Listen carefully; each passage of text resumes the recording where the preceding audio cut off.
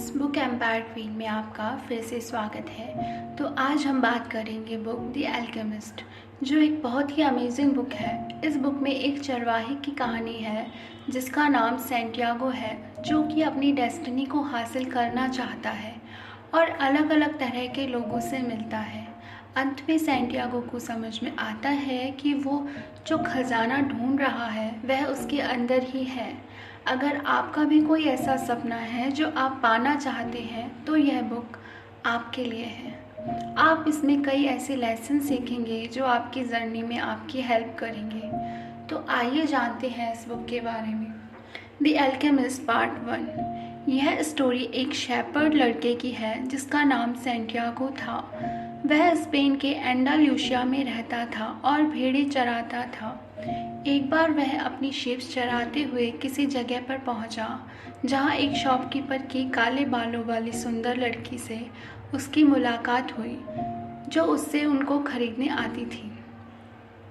Santiago को वह लड़की बड़ी अच्छी लगती थी और हर बार की तरह इस साल भी वह उस लड़की से मिलने की उम्मीद में उसी जगह पर वापस जाने की सोच रहा था। वह स्पेन के हिंटरलैंड एरिया में अपनी शिप्स लेके घूमता था, जहां घास और पानी की कोई कमी नहीं थी। रात में ठंड से बचने के लिए वह एक जैकेट रखता था, लेकिन दिन में बड़ी गर्मी होती थी, इसलिए उसे जैकेट लेके घूमना पसंद नहीं था। लेकिन लाइफ में किसी भी चेंज के लिए रेडी रहना चाहिए, चाहे दिन हो या रात या लाइफ में बड़ी चीज़ें। वह यह बातें खुद से कहता रहता था, क्योंकि जैकेट उसे रात में ठंड से बचाती थी। उस लड़के की फैमिली चाहती थी कि वह एक प्रीस्ट बने, लेकिन उस लड़के को ट्रैवल करने का बड़ा शौक था, इसलिए वह एक शेपर्ड बन गया ताकि वह अपनी शीप्स के साथ हमेशा घूमता रहे। उसे एक ही ड्रीम 2 बार आया। जब रात में वह एक चर्च के एक टूटे हुए कमरे में सो रहा था, जहाँ पर एक बड़ा सा पेड़ उग गया था।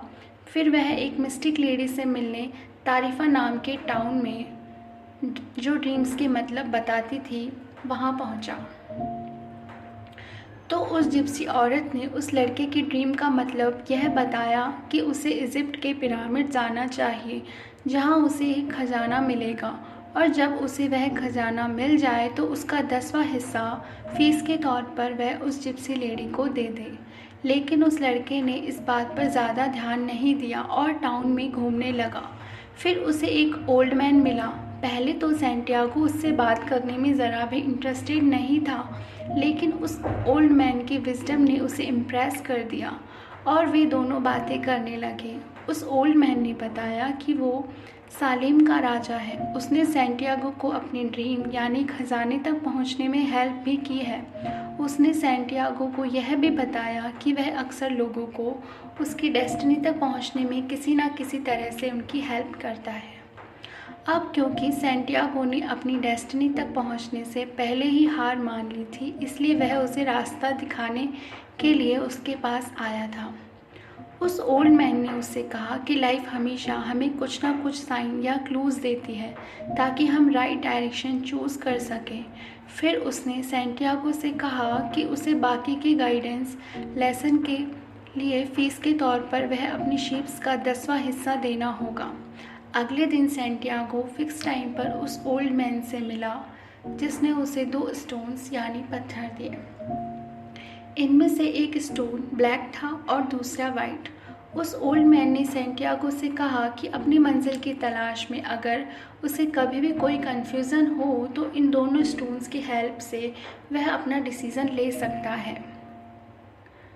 पार्ट 2। वह लड़का क्रिस्टल के लिए एक नया कैबिनेट बनाना चाहता था ताकि वह जल्द से जल्द ढेर सारा पैसा कमा सके और वापस अपने टाउन जाकर शेपर्ड का काम शुरू कर सके। शॉपकीपर ने उसकी बात मान ली क्योंकि उसे सैंटियागो से सिंपैथी थी। वह खुद कई सालों से मक्का जाने का ख्वाब देख रहा था, लेकिन कभी भी जा नहीं पाया था। तो इसलिए वह चाहता था कि कम से कम सैंटियागो की विश तो पूरी हो। इसलिए उसने सैंटियागो को एडवाइस दी कि उसे क्रिस्टल के ग्लासों में चाय बेचनी चाहिए, जिससे ज़्यादा से ज़्यादा कस्टमर अट्रैक्ट हो सके।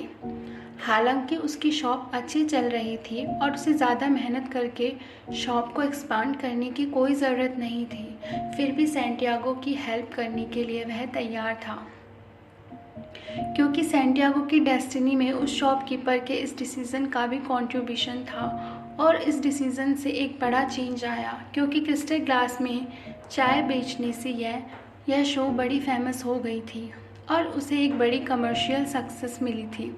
जब सैंटियागो के पास काफ़ी पैसा जमा हो गया था तो उसने अपने घर वापस जाने का डिसीज़न लिया, लेकिन जाने से पहले वह शॉपकीपर से ब्लेसिंग्स लेना चाहता था। शॉपकीपर ने उसे ब्लेसिंग्स दी और साथ ही यह भी प्रेडिक्ट किया कि सैंटियागो वापस स्पेन नहीं जा पाएगा। सैंटियागो ने अपना सारा सामान समेटा और किंग के लिए 2 स्टोन्स भी अपनी पॉकेट में रख लिए। जैसे ही वह एंडालुसिया जाने के लिए तैयार हुआ, तभी उसे एक ख्याल आया। जो कुछ भी अब तक उसके साथ हुआ था, उसने उस सब के बारे में सोचा। उसे अचानक ख्याल आया कि वो जब चाहे अपने देश जाकर शेपर्ड्स बना सकता है या शेपर्ड्स को खरीद सकता है, लेकिन पिरामिड जाने का मौका उसे दोबारा नहीं मिलेगा। किंग के लिए उन 2 स्टोन्स को देखकर उसे ये ख्याल आया था। वो अपने डिसीजंस पर गौर करने लगा। अब उसने अपना माइंड चेंज कर लिया था और पिरामिड जाने के लिए निकल पड़ा। वो एक वेयर हाउस पहुंचा जहां उसे एक इंग्लिशमैन मिला जो काफ़ी बातों में सैंटियागो की तरह था। वह आदमी उन 2 स्टोन्स को भी पहचानता था जो सैंटियागो के पास थे। ये और ओमेन था सैंटियागो के लिए। फिर वे दोनों इजिप्ट जाने वाले एक कारवां के साथ साथ चलने लगे, जिसका सरदार एक दाढ़ी वाला आदमी था। वो कारवां एक रेगिस्तान से गुजर रहा था। कारवां में पहले तो काफ़ी चहल पहल हो रही थी, लेकिन फिर वह सब अब चुपचाप चलने लगे। जर्नी के दौरान सैंटियागो की अपनी ऊँट चलाने वालों से दोस्ती हो गई और दोनों अपनी अपनी लाइफ के बारे में एक दूसरे को बताने लगे। दोनों को एक फिलोसॉफिकल ट्रुथ का एहसास हुआ। उन्हें फील हुआ कि जैसे डेस्टिनी ने हर चीज़ पहले से प्लान कर रखी है, क्योंकि लाइफ में हर एक चीज़ किसी दूसरी चीज़ से जुड़ी हुई है। जर्नी के बीच में उन्हें बेडुइन्स भी मिल जाते थे, जो कि डेजर्ट के मिस्टीरियस प्रोटेक्ट ट्राइब थे। वे उन्हें डेजर्ट के डाकुओं और आने वाले खतरों के बारे में अलार्म करके फिर से गायब हो जाते थे।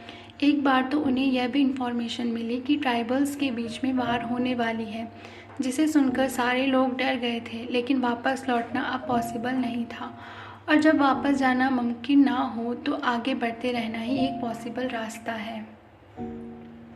जैसे जैसे वह लोग आगे बढ़ रहे थे तो इंग्लिशमैन डेजर्ट में और ज़्यादा इंटरेस्ट लेता गया और वह लड़का उस इंग्लिशमैन के बुक्स में तो ये एक तरह का छोटा सा रोल रिवर्सल था। वह इंग्लिशमैन किसी भी मेटल को गोल्ड में चेंज करने के आर्ट यानी एल्केमी में इंटरेस्टेड था, लेकिन सैंटियागो जितना उन बुक्स को पढ़ता गया उतना ही ज़्यादा कंफ्यूज होता गया, क्योंकि उसे उन बुक्स की लैंग्वेज और उनमें बने सिंबल्स कुछ समझ नहीं आ रहे थे।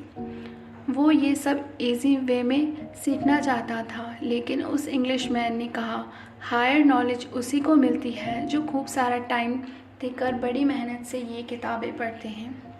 अब उनका कारवां तेज़ी से आगे बढ़ता जा रहा था और वे लोग ट्राइबल वार से बचने के लिए रात दिन बिना रुके चलते जा रहे थे और फाइनली उनका कारवां ट्राइबल वार से बचता बचाता किसी तरह ओएसिस तक पहुंच ही गया। फिर वो एल्केमिस्ट अपने ओमेन के सजेशन पर बड़ी बेसब्री से एक आदमी का इंतज़ार करने लगा जो उसे कुछ सीक्रेट बताने वाला था। अपने हथियार उतारने के बाद कारवां के लोगों को ओएसिस में ठहरने के लिए जगह मिली और फिर नेक्स्ट डे वो इंग्लिशमैन उस लड़के के साथ एल्केमिस्ट की तलाश में निकल पड़ा। वे एक कुएं के पास पहुंचे। वहाँ काले कपड़ों में कुछ औरतें खड़ी थीं। सैंटियागो को किसी ने बताया था कि वहाँ मैरिड औरतों से बात करना मना है, इसलिए वे लोग वेट करते रहे। कुछ देर बाद उन्हें एक अनमैरिड औरत कुएं की तरफ आती दिखी। वह इतनी खूबसूरत थी कि सैंटियागो उसे देखता ही रह गया और तब पहली बार उसे लव की लैंग्वेज समझ आई जो सारी दुनिया में एक सी बोली जाती है। उसका दिल गवाही दे रहा था कि वे दोनों एक दूसरे के लिए ही बने हैं। सैंटियागो के पूछने पर उस लड़की ने अपना नाम फातिमा बताया। अब हर रोज़ वो उससे कुएं पर 15 मिनट के लिए मिलने जाता था, जो कि उसकी लाइफ बन चुकी थी। फिर जल्द ही ये खबर ही भी उड़ने लगी थी कि ट्राइबल वार अभी लंबी चलने वाली है और जब तक यह ख़त्म नहीं होती वे लोग वहाँ से नहीं निकल सकते। अब उनके पास ओएसिस में रुकने के अलावा और कोई ऑप्शन ही नहीं था और शायद उन्हें कई और साल वहाँ गुजारने पड़े। वह लड़की भी सैंटियागो को उतना ही चाहती थी। दोनों अब बहुत क्लोज आ चुके थे। सैंटियागो ने उसे अपनी लाइफ के बारे में सब कुछ बता दिया था। खजाने के बाद में भी फातिमा ने उससे कहा कि वह खजाने की तलाश न छोड़े। उसके सामने 2 रास्ते थे, या तो वो किसी ओएसिस में रहकर अपने सवालों के जवाब ढूंढे या फिर डेजर्ट का रास्ता पकड़े। लेकिन फिर से एक बार वह इस खजाने की तलाश में निकल पड़ा। इस टाइम तक काफ़ी अंधेरा हो चुका था। तभी उसे एक और ओमेन दिखा। 2 बाज उसके ऊपर से उड़ रहे थे कि तभी एक ने दूसरे पर अटैक किया। उस टाइम वह खुद भी जैसे इस दुनिया की आत्मा में घुस चुका था, जिसकी वजह से उस ओमेन का इंटरप्रेशन था कि वह ओएसिस पर अटैक होगा। उसने यह बात अपनी ऊँट ड्राइवर को बताई, जिसने उसे कहा कि वह जाकर यह बात ओएसिस के चीफ को बताए। तो सैंटियागो ने यह बात जाकर चीफ को बताई। चीफ ने अपने साथियों से कंसल्ट किया और इस खबर की सच्चाई टेक्स्ट करने की सोची। सैंटियागो को बोला गया कि नेक्स्ट डे सब लोग वार के लिए रेडी रहेंगे और अगर उसकी अटैक वाली बात सच हुई तो सैंटियागो को रिवॉर्ड दिया जाएगा और अगर उसकी बात झूठ निकली तो बदले में सैंटियागो को अपनी जान से हाथ धोना पड़ेगा। सैंटियागो ने इस फैसले को अपना मकतब यानी डेस्टिनी समझकर एक्सेप्ट कर लिया। फिर जब वो पीछे जाने लगा तो उसे एक हॉर्समैन मिला जो बड़ा हैरान था। उसने सैंटियागो से ओमेन का राज पूछा तो सैंटियागो ने बड़ी ब्रेवली उसे सब कुछ बता दिया और ये भी बताया कि उसे इसका प्रेडिक्शन मालूम नहीं था। उसके इस जवाब से वह हॉर्समैन सेटिस्फाइड लग रहा था। उसने उसे जाने दिया और सबसे कहा कि इस लड़के की हिम्मत ही वह चाबी है जिससे इस दुनिया की लैंग्वेज समझी जा सकती है। उस हॉर्समैन के ऐसे डीप वर्ड सुनकर सैंटियागो को ओल्ड किंग की याद आ गई। उस हॉर्समैन के इस स्मॉल जेस्चर से उसे पता चल गया कि वही अल्केमिस्ट है और अगर अटैक में उसकी जान बची तो सैंटियागो को उससे मिलना था। और नेक्स्ट डे उन पर सचमुच अटैक हुआ। 500 हॉर्समैन ने ओएसिस को घेर रखा था, लेकिन ओएसिस में रहने वाले भी पूरी तरह रेडी थे और सिर्फ आधे घंटे में ही उनके लीडर को छोड़कर सारे अटैकर्स मारे गए। लीडर को पूछताछ के लिए चीफ के पास लाया गया और बड़े ऑनर के साथ उसे फांसी पर लटका दिया गया। सैंटियागो को इनाम में 50 गोल्ड कॉइन्स मिले और साथ ही उसे ट्राइब का काउंसलर बनाने की भी बात हुई। लड़ाई अब ख़त्म हो चुकी थी, इसलिए सैंटियागो एल्केमिस्ट से मिलने गया, जिसने उसे अपने टेंट में डिनर के लिए इनवाइट किया। उसने सैंटियागो को खजाने की तलाश में पिरामिड जाने के लिए कहा, लेकिन जब सैंटियागो ने कहा कि उसे खजाने के तौर पर फातिमा मिल गई है तो एल्केमिस्ट ने उसकी बात काटी। उसने सैंटियागो से कहा कि उसे फातिमा पिरामिड से नहीं मिली, इसलिए वह खजाना नहीं हो सकती। उसने फिर सैंटियागो को एडवाइस दी कि उसे अपनी ऊँट बेचकर एक घोड़ा लेना चाहिए क्योंकि वो ज़्यादा डिपेंडेबल रहेगा। नेक्स्ट नाइट वह दोनों एक साथ सफ़र पर निकल पड़े। एल्केमिस्ट ने सैंटियागो से कहा कि वह डेजर्ट में उसे लीड करे। स्टार्टिंग में सैंटियागो थोड़ा कंफ्यूज हुआ, फिर लड़के ने सीख लिया कि जहाँ रास्ता मिले बढ़ते जाओ और इस तरह उसका घोड़ा उसे एक स्पॉट पर लेकर पहुँचा जहाँ उन्हें लाइफ फॉर्म के एक स्नैक के रूप में दिखी। यही वह ओमेन था जो एल्केमिस्ट देखना चाहता था। वो सैंटियागो को खजाने तक पहुंचाने के लिए कमिटेड था, लेकिन वह लड़का तो बस ओएसिस में रहकर फातिमा के साथ एक पीसफुल लाइफ गुजारना चाहता था। इस पर एल्केमिस्ट ने सैंटियागो से कहा कि कुछ टाइम तक तो उसकी लाइफ अच्छी गुजरेगी, लेकिन अगर उसे अभी खजाना नहीं ढूंढा तो बाद में वह बहुत पछताएगा और कभी खुश नहीं रह पाएगा, क्योंकि उसकी डेस्टिनी में यही लिखा है कि वो खजाना ढूंढे। वे दोनों रात काटने के लिए फिर से ओएसिस में लौटे। सैंटियागो ने फिर से एक बार मन बनाया कि वह अपनी डेस्टिनी फॉलो करेगा, और यही बात उसने एल्केमिस्ट को भी बताई। और नेक्स्ट डे वे दोनों सूरज उगने से पहले अपनी जर्नी पर निकल पड़े। वे डेजर्ट में घूमते रहे। फातिमा की जुदाई में सैंटियागो का दिल भारी हो रहा था। एल्केमिस्ट ने उससे कहा कि वह पुरानी बातें भूलकर आगे बढ़े। अगर फातिमा का प्यार उसके नसीब में लिखा है तो उसे ज़रूर मिलेगा। लड़का उस डेजर्ट में बढ़ता जा रहा था। वह डेजर्ट से काफ़ी कुछ सीख रहा था। वे वार जोन के रास्ते अवॉइड करते रहे। कभी कभी तो उन्हें ब्लड की स्मेल से ही पता लग जाता था कि कहीं में पास में ही वार हो रहा है। और इस तरह बड़े केयरफुली चलते हुए वे अपनी जर्नी के काफ़ी क्लोज आ गए थे, जहाँ डेजर्ट का एक बड़ा स्ट्रेच फैला हुआ था जिस पर बड़ी भारी लड़ाई चल रही थी। पूरी जर्नी के टाइम सैंटियागो के सामने काफ़ी कॉन्फ्लिक्ट्स मोमेंट आए। वो कभी खुश होता था तो कभी उदास हो जाता था। उसने एल्केमिस्ट को यह बात बताई। एल्केमिस्ट उसकी बातें बड़े ध्यान से सुनकर अच्छी काउंसलिंग करता था, जिससे सैंटियागो उससे दिल खोलकर बातें करता था और अपनी सर्च के बारे में अच्छा फील करवाता था, क्योंकि वो अपनी डेस्टिनी की तरफ बढ़ रहा था और उसका हर मोमेंट उसके लिए मायने रखता था। अब तक अपने पास्ट के एक्सपीरियंस से उसने काफ़ी कुछ सीख लिया था, और वो आज जो कुछ भी था, जहाँ पर भी था, अपनी लर्निंग्स की वजह से ही था। ये सब लाइफ की एक बड़ी प्लानिंग का पार्ट था। ये प्लानिंग अनदेखे हाथों ने लिखी थी, जो सबकी लाइफ की प्लानिंग लिखते हैं। हार्ट ने ये सीखा कि सफरिंग और फेलियर का डर एक्चुअल सफरिंग और फेलियर से बड़ा होता है। ये सब जानकर अब सैंटियागो का मन शांत था। ये सब उसने एल्केमिस्ट से शेयर किया तो उसने कहा कि अब वो अपनी डेस्टिनी के लिए पूरी तरह प्रिपेयर है, लेकिन अभी उसे लड़के को एक लास्ट लेसन देना बाकी है। और यह लेसन था कि जो कुछ उसने अब तक सीखा उसका टेस्ट देने के लिए उसे प्रिपेयर रहना था। और यह इसलिए क्योंकि हर सर्च बिगनर के लक्ष्य से स्टार्ट होती है, ताकि कुछ लेसन हमने सीखे हैं वो पूरी तरह से ज़िंदगी भर के लिए हमारे अंदर समा जाएं। और फिर जल्दी ही टेस्ट का दिन भी आया।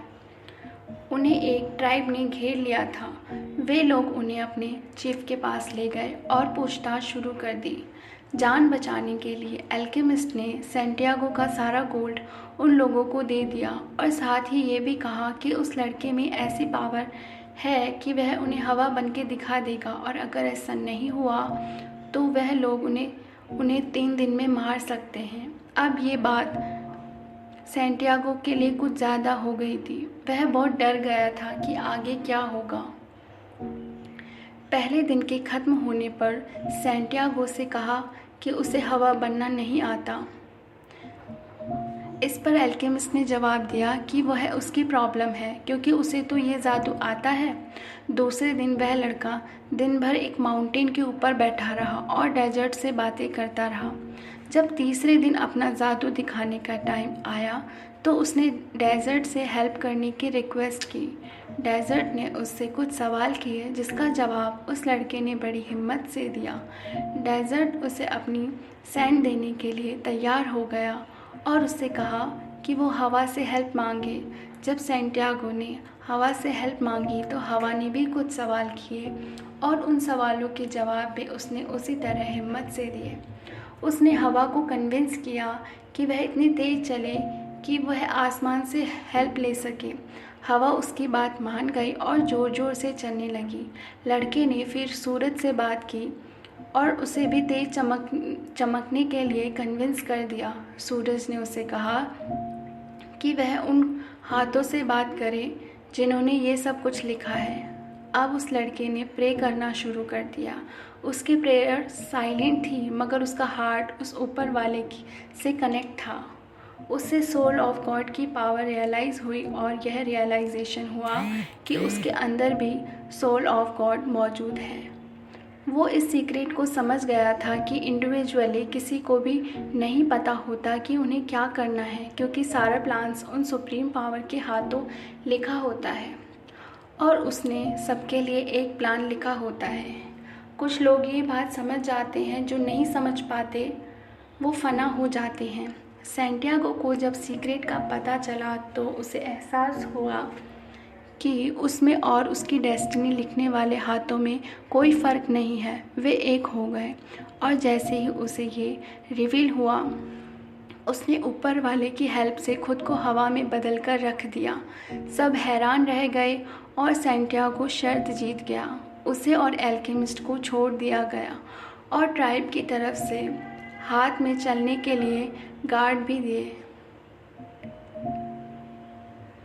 जिन्हें वे चाहे जितनी दूर तक साथ रख सकते हैं। चलते चलते वे लोग एक मॉन्टेसरी पहुंचे, जहां उन्होंने गार्ड्स को गुड बाय बोला और आगे बढ़े।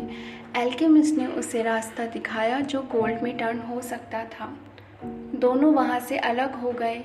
एल्केमिस्ट वापस ओएसिस में लौट गए और सैंटियागो खजाने की तलाश में आगे बढ़ता रहा।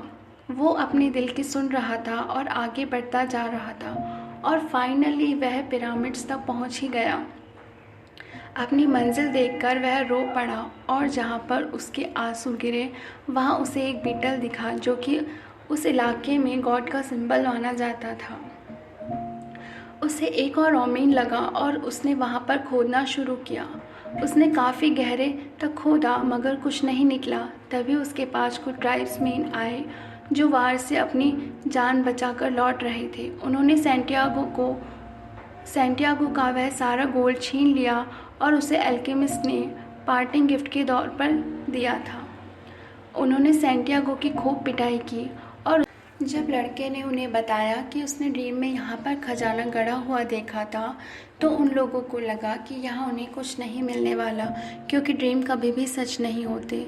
जाते जाते ट्राइब्समैन के चीफ ने उससे कहा कि उसने भी एक ड्रीम देखा था कि स्पेन के एक चर्च के अंदर खजाना छुपा हुआ है, जहाँ एक टूटे हुए कमरे में साइकामोर का पेड़ लगा है।